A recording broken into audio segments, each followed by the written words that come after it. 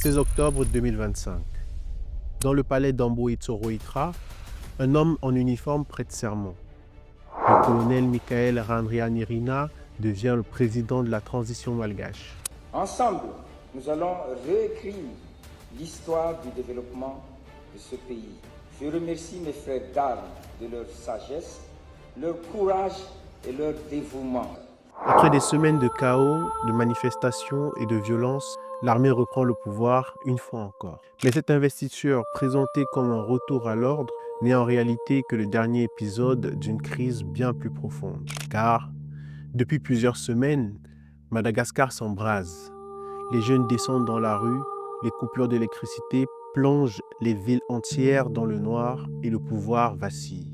Pour beaucoup, cette colère paraît soudaine. Pourtant, c'est une bombe à retardement amorcée depuis des années, politiques, économiques, sociales, tout en même temps. Et au cœur de ce chaos, une question se pose. Comment un pays autrefois stable en est-il arrivé là? Dans cette vidéo, on va remonter le fil du temps pour comprendre pourquoi, 16 ans après un coup d'État, Madagascar replonge dans une tourmente. Et surtout, qui tire vraiment les ficelles.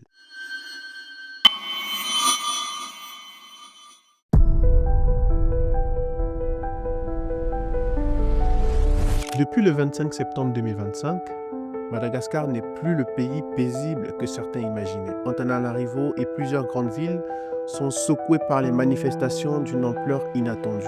Ce n'est plus la colère d'un quartier, c'est un tremblement de terre sociale. Les déclencheurs sont d'abord techniques. La DIRAMA, la Compagnie nationale d'électricité et d'eau, ne tient plus le coup. Les barrages hydroélectriques sont secs, les infrastructures vieillissantes, la demande exponentielle. Résultat, des coupures généralisées et rotatives. L'eau disparaît, l'électricité s'éteint. Pour des millions de Malgaches, c'est la goutte d'eau qui fait déborder le vase. Parce qu'au-delà de l'obscurité ou de la sécheresse, c'est une humiliation quotidienne. Ceux qui promettaient le progrès ne ramènent plus que des rues sombres et des robinets vides. Je suis venue ici pour dénoncer les coupures d'eau et d'électricité. Chez nous, ça fait 3 ans qu'on n'a plus d'eau et qu'on a des coupures d'électricité tous les jours. Mon pays va mal. Aujourd'hui, nos droits ne sont pas respectés. La situation socio-économique est explosive. 75% de la population vit sous le seuil de pauvreté. Le salaire médian est dérisoire, environ 22 € par mois. Une croissance de 4,2% en 2024? Oui, mais un mirage pour la majorité. En parallèle, la population jeune pèse lourd, âge médian moins de 20 ans. Les manifestants sont majoritairement des jeunes, des étudiants, la Gen Z Madagascar. Ils utilisent les réseaux sociaux, les vidéos, les slogans visuels pour mobiliser. Le symbole du chapeau de paille, emprunté à One Piece, devient viral sur les pancartes et les posts. La protestation commence comme un cri contre les coupures. Mais très vite, elle monte d'un cran. Plus d'électricité, d'accord, mais aussi plus de vérité, moins de corruption, moins de faim. Dès le 25 septembre, les manifestants se heurtent aux forces de l'ordre à Antananarivo. Gaz lacrymogène, tirs à balles réelles, blindés déployés, la riposte est brutale. Des pillages éclatent, banques, magasins, entreprises proches du pouvoir.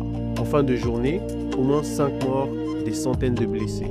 Le 26 septembre, le gouvernement commence à paniquer. On est venu les mains vides, juste la volonté de faire et de changer les choses. Et tout ce qu'ils ont fait, c'était de nous tirer avec des balles caoutchouc. Ils nous ont tiré dessus avec leurs pompes lacrymo. Beaucoup d'entre nous sont déjà en train de saigner et se sont repliés du côté d'Antananarivo. Le ministre de l'Énergie est limogé. Le pouvoir accuse les manifestants de tentatives de coup d'État. Mais la population ne se contente plus de promesses. Elle veut des actes. Face à la foule, l'armée hésite. Certains soldats refusent de tirer, d'autres regardent ailleurs. Le pouvoir vacille lentement. Mais pour comprendre pourquoi il s'effondre, il faudrait revenir 16 ans en arrière, parce que cette crise, elle ne date pas d'hier. Elle a un visage, un nom et une trahison.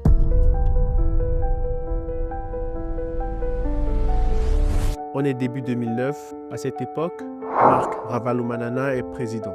Un ancien entrepreneur devenu chef d'État, il incarne l'espoir d'un Madagascar moderne. Mais au fil des années, son pouvoir s'enferme. Les proches s'enrichissent, la corruption s'installe et le peuple s'appauvrit. En face, un jeune homme émerge, Andry Rajoelina. Maire d'Antananarivo, ancien DJ, dynamique, charismatique, il se présente comme la voix des oubliés. Il a même sa propre chaîne de télé, Viva. Et c'est justement la fermeture de cette chaîne par le régime qui met le feu aux poudres. Dès janvier 2009, des milliers de personnes descendent dans les rues. Les Malgaches réclament plus de justice, plus de transparence et la fin d'un système verrouillé. Mais très vite, les manifestations tournent mal. Des bâtiments liés au pouvoir sont pillés, incendiés. La répression est brutale, des dizaines de morts. À ce moment-là, Madagascar bascule, le pouvoir chancelle. Et comme souvent dans l'histoire du pays, l'armée finit par entrer dans le jeu. Mars 2009, une partie de l'armée se mutine. Les soldats refusent d'obéir au président. Ils prennent le palais, puis les institutions. Ravalomanana, acculé, démissionne. Il transfère le pouvoir à Andry Rajoelina. Il a 34 ans, c'est le plus jeune chef d'État d'Afrique. Le pays vient de basculer une fois de plus, sans urne, sans vote, mais sous pression de la rue et des armes. La population malgache aujourd'hui, si vous voulez, place leur confiance et leur espoir en ma personne. C'est un peu lourd. Mais pas un peu lourd, oui, c'est un peu lourd, mais c'est un devoir. C'est un devoir. Et entre nous, je ne serai pas plus nul que le président Ravalomanana. Pour beaucoup, Rajoelina symbolise le renouveau. Mais très vite, les vieilles habitudes reviennent. Les promesses s'éteignent, les alliances se forment, la corruption continue. Les aides internationales sont suspendues, l'économie s'effondre, la pauvreté explose. Madagascar entre dans une longue traversée du désert politique et économique. Le président qui devait sauver le pays finit par l'épuiser. Et 16 ans plus tard, le même Rajoelina réélu se trouve exactement dans la même situation que son ancien adversaire, seul, contesté et en fuite. Et c'est là que l'histoire devient fascinante et tragiquement ironique. Parce que ceux qui l'avaient aidé à prendre le pouvoir sont en train de se retourner contre lui.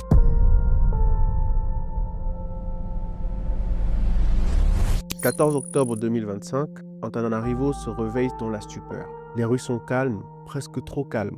Pourtant, sous cette apparente accalmie, un séisme politique est en train de se produire. Depuis plusieurs jours, le pouvoir vacille. Les manifestations ont fait tomber un à un les piliers du régime et dans le chaos, un acteur inattendu s'avance sur la scène, l'armée. Tout commence par un ordre qui ne passe plus.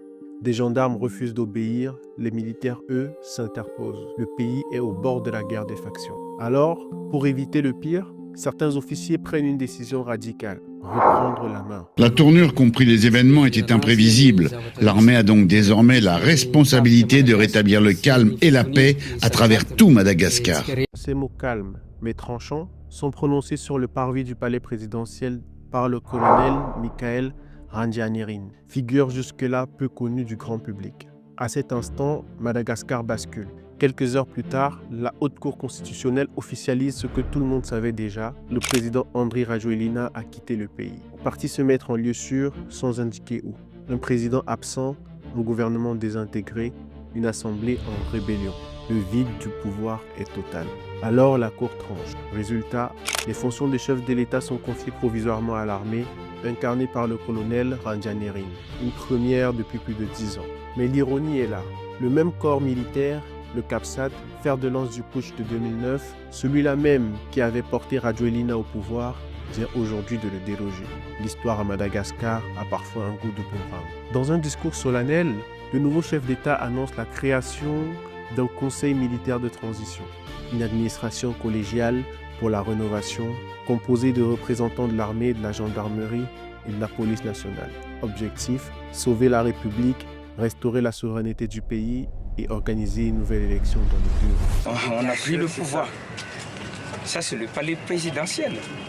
On dissout à partir d'aujourd'hui le Sénat, le HCC, la HCC, la HCJ et la HCDDED. Dans la foulée, il dissout le Sénat, la CENI et même la Haute Cour constitutionnelle, mais maintient l'Assemblée nationale pour garantir la continuité démocratique, un geste politique fort, presque calculé. Le soir même, le colonel Randjanirin reçoit les représentants des manifestants et des députés rebelles. Autour d'une table, dans le calme d'une salle éclairée au néon, se joue le futur de Madagascar. 2 camps, 2 générations, un seul pays à reconstruire. Depuis son exil, Andry Rajoelina tente de reprendre la parole. Un communiqué tombe et dénonce une tentative de coup d'État menée par une faction rebelle du CAPSAT. Mais l'argument sonne creux, car quelques heures avant sa fuite, c'est lui-même qui avait dissous l'Assemblée nationale, déclenchant la tempête parlementaire qui a mené à sa destitution. En une journée, tout s'est effondré. Le président, le gouvernement, la confiance du peuple. Et dans ce vide, les militaires ont pris la place laissée libre. Pour l'instant, Madagascar se trouve sur un fil. Les militaires promettent de rétablir l'ordre républicain et d'ouvrir la voie à un gouvernement civil. Mais la mémoire de 2009 plane encore brûlante. Le CAPSAT, jadis moteur du changement, est-il aujourd'hui le garant de la démocratie ou juste le signe que le pays boucle encore un cycle sans fin? Une chose pourtant change cette fois, les visages dans la rue. Ils sont jeunes, connectés, déterminés. Ce ne sont plus les anciens militants, mais une jeune génération entière qui se lève. Et c'est elle qui va réécrire le prochain chapitre.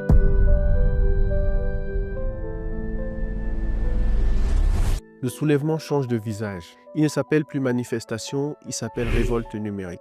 Depuis le 25 septembre, la contestation est d'abord née sur les écrans, sur TikTok, Instagram, Facebook ou sur X. Des vidéos, des témoignages, des accusations documentées, la Gen Z malgache raconte sa vie, sa misère, son ras-le-bol. Elle filme les coupures, les rues vides, les visages blessés.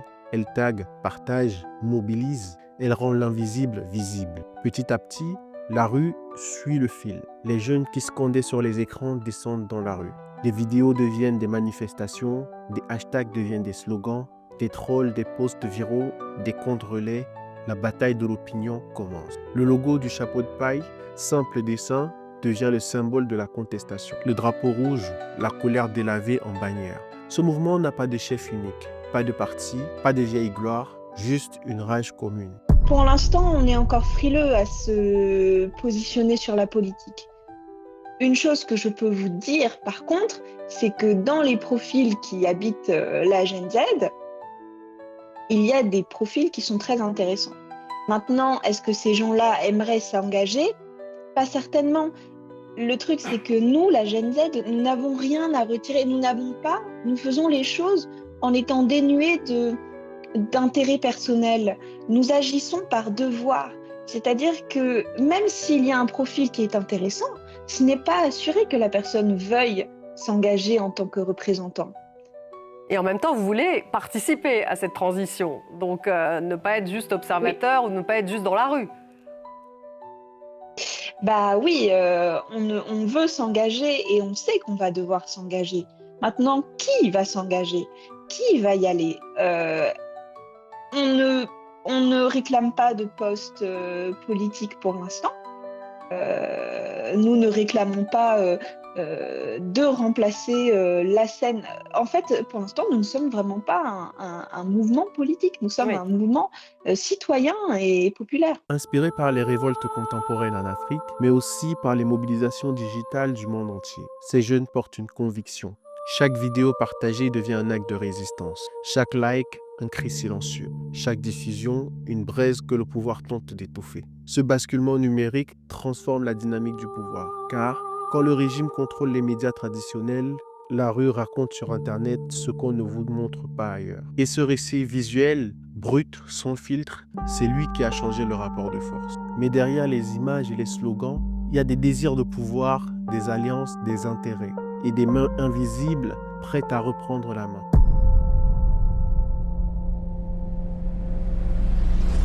La crise à Madagascar dépasse largement les rues.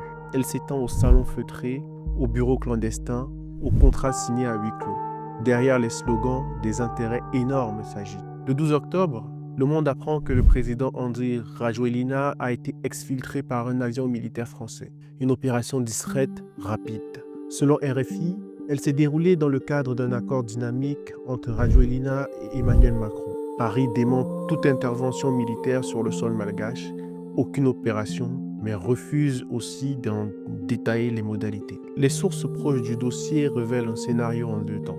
Le 11 octobre, un vol privé secret quitte Madagascar, atterrit à Maurice après un refus d'atterrissage à La Réunion. À bord, l'ancien premier ministre Christian Tse, l'homme d'affaires de Mami Ravatomanga, considéré comme le numéro 2 du régime. Le lendemain, Rajoelina serait transféré par hélicoptère vers l'île Sainte-Marie, puis embarqué dans l'avion militaire français, destination finale, La Réunion, puis un lieu tenu secret. Les Mauriciens expriment leur colère. Atterrissage nocturne non autorisé, passagers sensibles, silence diplomatique. Ravatomanga, conspué par la rue, incarne pour beaucoup l'élite corrompue, l'homme de l'ombre du président. Cette fuite marque la rupture. Le président n'est plus là pour contrôler, il devient un président fantôme. Mais les institutions se replient, les opposants avancent. Et tandis que le président s'envole vers une destination inconnue, Antananarivo retient son souffle. Quelques jours plus tard, un homme en uniforme apparaît à la télé nationale, le colonel Rajanerin. Calme, discret, il annonce la création d'un gouvernement de transition. Pour certains, c'est le retour de l'ordre, pour d'autres, c'est juste un nouveau visage pour un vieux système. Une chose est sûre, la page Rajoelina est tournée. Mais le livre, lui, est loin d'être fermé. Madagascar est loin d'être un pays pauvre pour ce qu'il recèle. La mine d'Ambatori, par exemple, est un géant. Nickel, cobalt, métaux stratégiques. Ces ressources alimentent des marchés mondiaux. Des entreprises étrangères, japonaises, sud-coréennes, chinoises, détiennent des parts de ce joyau. Pendant que le pays sombre dans la crise, les contrats miniers continuent de peser. Les élites économiques locales, souvent complices, servent d'intermédiaires. Elles reçoivent des parts pour vendre l'avenir national en petits morceaux. Les promoteurs étrangers le savent. Contrôler Madagascar, c'est contrôler des réserves que l'Afrique convoite. Donc, au-delà de Rajoelina, au-delà de Rajanerin, ce sont les alliances cachées, des intérêts financiers lourds, des réseaux transnationaux qui murmurent dans l'ombre. La France, héritière d'une influence semi-coloniale, est toujours présente, discrète mais visible. L'exfiltration de Rajoelina en 2025 rappelle une main invisible. L'instrumentalisation diplomatique, les appuis secrets aux élites, les partenariats économiques, tout concourt à garder Madagascar dans un état de dépendance. La Chine, dans ses grands projets d'infrastructure et investissements en Afrique, observe et agit aussi. Le commerce sino-malgache, les prêts, les conditions d'investissement. D'autres puissances russes du Golfe cherchent à tisser des réseaux. L'enjeu, la porte d'entrée vers l'océan Indien, le contrôle des routes maritimes, l'accès au littoral. Rajoelina, l'homme des promesses et des coups d'État, quitte le pays comme il y est entré dans le chaos. Dis-moi ce que tu en penses en commentaire. Est-ce que cette transition est une chance ou une nouvelle illusion? Fais entendre ta voix parce qu'à force de se taire, c'est toujours les mêmes qui décident. Et surtout, abonne-toi parce que ce qui se passe en Madagascar aujourd'hui, c'est peut-être ce qui arrivera demain ailleurs.